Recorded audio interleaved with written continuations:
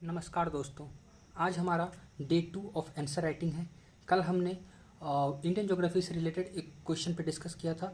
आज हम लोग similarly UPSC PYQ world geography से रिलेटेड क्वेश्चन को डिस्कस करेंगे और इसका पीडीएफ आपको नीचे दिए गए टेलीग्राम चैनल में मिल जाएगा।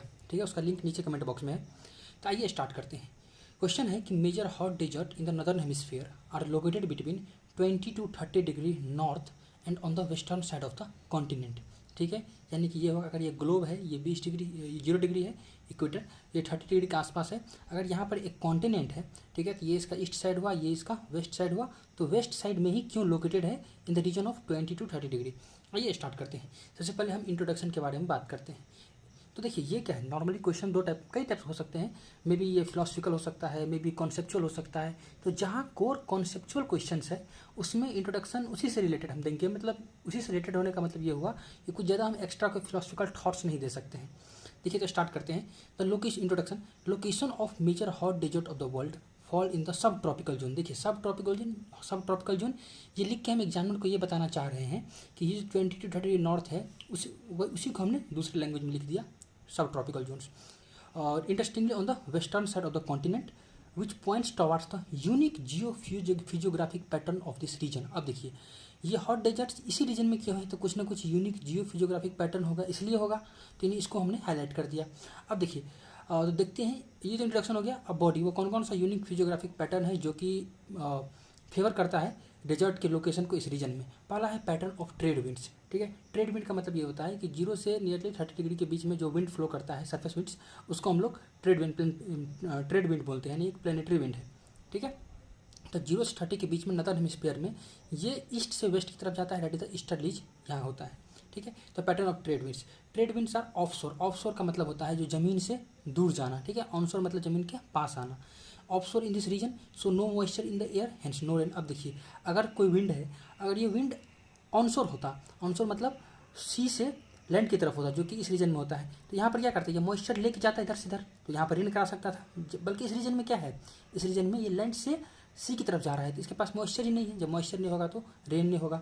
जैसे एग्जांपल में हमने कैलिफोर्निया डेजर्ट का एग्जांपल दिया था, यूएसए का। अब देखिए इसी को हमने क्या किया, डायग्राम के माध्यम से रिप्रेजेंट कर दिया, यानी कि मेरा मैप साथ साथ चल रहा है। दूसरा पॉइंट, कोल्ड ओशियनिक करंट। देखिए cold oceanic current flowing along the west coast of the continent bring down the temperature of the air causing desiccating और ड्राइंग इफेक्ट। जो आपको याद है, डिसिकेटिंग और drying effect along the coast, मतलब ये हुआ। अब जरा सोचिए, ये क्या है, ये अफ्रीका का मैप है। ठीक है, तो यहाँ पर नियरली 0 डिग्री के आसपास यहाँ पर होगा, और यहाँ से कोल्ड करंट फ्लो करता है जिसका नाम है कैनेडी करंट। ठीक है, तो ये क्या करता है कि ये नीचे वाले एयर को ये सरफेस है, नीचे वाले एयर को पूरी तरह से वार्म कर देगा, कोल्ड कर देगा।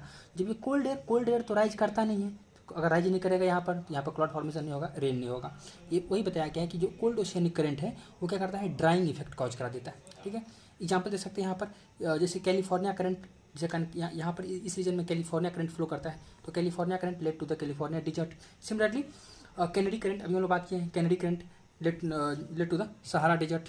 ठीक है, तो थर्ड पॉइंट इज, अब देखिए 20 to 30 degree latitude are the zone of air sinking. ठीक है, जैसे आप लोग अपर एटमॉस्फेरिक और लोअर एटमॉस्फेरिक सर्कुलेशन जो है, जैसे मतलब वो हेडली सेल होता है, फेरल सेल होता है, दिस इज हेडली सेल होता है, फेरल सेल होता है।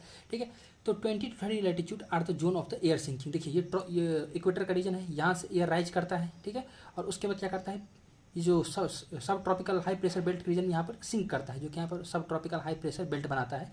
तो ये लिखा हुआ है 20 to 30 latitude are the zone of air sinking या एयर सब्सिडेंस, है ना, from upper atmosphere to lower atmosphere due to fall under subtropical high pressure belt. ठीक है, हमने एक ये टर्म से एग्जामिनर को बता दिया कि यहाँ पर एयर का सिंकिंग या सब्सिडेंस क्यों होता है। देयरफॉर अब देखिए आपको पता होगा कि rising air led to the cloud formation. ठीक है, जबकि सिंकिंग एयर ऐसा कुछ नहीं करता है, जिसके कारण कोई क्लाउड फॉर्मेशन नहीं होता है। इसका हमने देखिए हमने एग्जाम्पल दे दिया अरेबियन रीजन का जो डेजर्ट है। ठीक है, इराक के रीजन में इस तरह से देखिए हमने क्या किया कि अलग अलग पैराग्राफ में अलग अलग डेजर्ट का एग्जाम्पल दे दिया। मतलब मैंने एग्जामिनर को ये बता दिया कि मुझे पता है कि इस रीजन में वर्ल्ड में कहाँ कहाँ डेजर्ट मिल रहा है। अभी तक हमने ये बता दिया, फैक्टर्स बता दिया, एग्जाम्पल के साथ बता दिया। आगे देखते हैं fourth point, rain shadow effect. देखिए आपको पता होगा रेन शैडो इफेक्ट का मतलब क्या होता है। ये देखिए जैसे अगर ये कोई माउंटेन है, ठीक है, यहाँ पर मान लीजिए कोई सी है, और अगर यहाँ से एयर आता है तो माउंटेन से टकराने के बाद ये एयर ऊपर राइज करता है और यहाँ पर क्लाउड फॉर्मेशन करता है, जिसके कारण यहाँ पर क्या होगा, रेन होगा। ठीक है, तो यहाँ पर ये air moisture laden air rises against the mountain, जिसके कारण यहाँ क्लाउड फॉर्मेशन हुआ लीडिंग टू द रेन। इसको हम लोग क्या बोलते हैं, ये शायद रेन, यहाँ पर रेन साइड हो गया। This is the leeward side. Leeward side में क्या होगा कि अब जो एयर यहाँ से इधर जाएगा ये क्या होगा, एक ड्राई एयर होगा, यानी यहाँ पर रेन नहीं होगा, नो रेन। ठीक है, तो this is known as the rain shadow effect. तो वही यहाँ पर लिखा हुआ है कि rain shadow effect, mountains ranges on the western side causing trade winds to rise which having moisture led to the rain on the eastern side of the mountain, so no rain on the leeward side, या फिर western side लिख सकते थे of the mountain. जैसे देखिए ये क्या है, ये नियरली 20 से 30 डिग्री का बेल्ट है। ठीक है, यहाँ पर ट्रेड विंड फ्लो करता है। और देखिए अगर ये नॉर्थ अमेरिका का हमने मैप बनाया और जिसमें रॉकी माउंटेन है, तो रॉकी माउंटेन्स यहाँ से एयर जब स्ट्राइक करेगा तो यहाँ से ऊपर उठेगा, इस रीजन में क्या कराएगा, रेन कराएगा। यहाँ पर रेन नहीं कराएगा तो यहाँ पर क्या आ जाएगा, डेजर्ट आ जाएगा। ठीक है, जैसे में Sonoran desert, Mojave desert, these are the part of the California desert. ठीक है, तो ये एक रीजन है जिसे कारण वेस्टर्न कोस्ट में डिजर्ट देखने को मिलता है, हॉट डिजर्ट्स। अब देखिए हमने क्या किया, 4 इंपॉर्टेंट पॉइंट जो पॉसिबल हो सकता था उसको हमने यहाँ पर डिस्क्राइब कर दिया। अब हम लोग आगे बढ़ते हैं और इसको समझने की कोशिश करते हैं कि इन सारी चीज़ों को एक मैप में हम दिखा देते हैं। Hence the location of the desert are. देखिए हमने क्या किया, एक रफली वर्ल्ड मैप बना लिया। This is the north America, south America, Europe का रीजन हुआ, अफ्रीका का रीजन हुआ और इस तरफ एशिया का रीजन हुआ। ठीक है, तो यहाँ पर हमने बता दें California desert, Sahara desert, Arabian desert, Mongolian desert, तो कुछ फेमस डिजर्ट को हमने यहाँ पर रिप्रेजेंट कर दिया। अब देखिए यहाँ पर साउथ में भी बहुत सारे डिजर्ट हम लोग दिखा सकते थे, बट क्वेश्चंस का मेन डिमांड क्या है, नदर्न हेमिस्फीयर का, इसलिए हमने सदर्न हेमिस्फीयर को यहाँ पर इग्नोर कर दिया। ठीक है, सदर्न हेमिस्फीयर को हमने यहाँ पर इग्नोर कर दिया। देखिए अब नेक्स्ट लास्ट पार्ट, कंक्लूजन वाला पार्ट, हमने बॉडी वाले पार्ट को दे दिया। ठीक है, नियरली 30 वर्ड और बॉडी वाले पार्ट में आई थिंक 120 वर्ड के आसपास होगा ही। ठीक, अब आते हैं हम लोग the last part, that is the conclusion, यानी कि thus it can be concluded that the location of the major desert in the northern hemisphere is a result of complex interaction between the various factors like atmospheric circulations, oceanic current, physiographic configurations। इन सारी चीज़ों को हम ऊपर देख चुके हैं। These factors decide climatic condition of that region which finally culminate into hot desert formations on the western side of the continent। मतलब हमने क्या किया, इस पूरे को एक तरह से कह सकते हैं कि समराइज करके यहाँ पर कंपाइल कर दिया। अब देखिए इसी को हम लोग रिलेट कर देते हैं करंट सिनेरियो से। ठीक है, तो करंट सिनेरियो से, चूँकि देखिए आप एक IAS बनने वाले हैं तो आपको पता होना चाहिए कि हम किसी भी चीज़ को करंट सिनेरियो से कैसे रिलेट कर सकते हैं, एक ताकि एक पर्सपेक्टिव व्यू दिया जा सके। तो कैसे रिलेट करेंगे, देखिए by understanding these factors we can predict the desertification which is occurring due to the global climate change. ठीक है, तो ये हमने इसका कंक्लूजन लिख दिया। और ये काफ़ी मार्क को इन्हांस करने वाला पैराग्राफ है, ये नीचे वाला लाइन।